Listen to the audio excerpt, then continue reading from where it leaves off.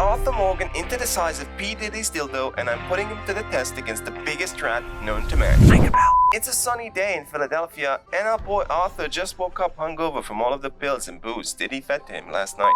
He lights up a cigar, takes a sip of whiskey, and then proceeds to take a leak. He quickly notices that something strange is happening, as his usually girthy wiener is extremely tiny. This comes as a huge surprise to him, as he thinks the phallic enlargement clinic screwed him over. Of course, this is not really true, as the real villain in this story is the US government and the Pinkertons, who shrunk Arthur down to keep his voice from getting heard and exposing Diddy. What Arthur doesn't know is that the government, as well as the Pinkertons, used an enlargement serum on the biggest rat known to man to make him even bigger. Arthur, now kind of sad for the reality that he's living, decides to drown his sorrow in alcohol. He ends up passing out, and this gives the government agents enough time to kidnap him and take him to a special government facility in the middle of the desert, where he will end up fighting in a life and death situation. He wakes up and realizes the weight of the situation that he's in, sees the giant rat of a man standing tall in front of him, and realizes that his days are probably numbered. But even then, he doesn't quit and decides to go down fighting. He strikes first as Micah decides to run around in a circle, teasing Arthur with all the stuff Diddy did to him last night. Harvey Weinstein shouts at Micah to grab Arthur from behind, as that is one of his favorite moves. Micah, of course, does as was asked, but tiny Arthur just falls to the ground, managing to somehow protect himself. This angers Micah, who tries again and again to grab Arthur's behind. Arthur gets sick of this and channels all of his last night's pounding he received from Diddy into a powerful strike that manages to knock Micah back. Micah gets up and tries again to go for Arthur's back, as he knows that's where it hurts the most for Arthur. This, of course, doesn't go well, as Arthur's tiny size helps him escape quickly from the filthy hands of this giant rat. He ends up tackling Micah to the ground, but Micah stands back up. Arthur then proceeds to go Super Saiyan on Micah and kicks him with everything he's got, knocking him down to the ground. Now, enraged and fully losing it, he proceeds to give Micah back shots until Micah's poor rear roll gives up.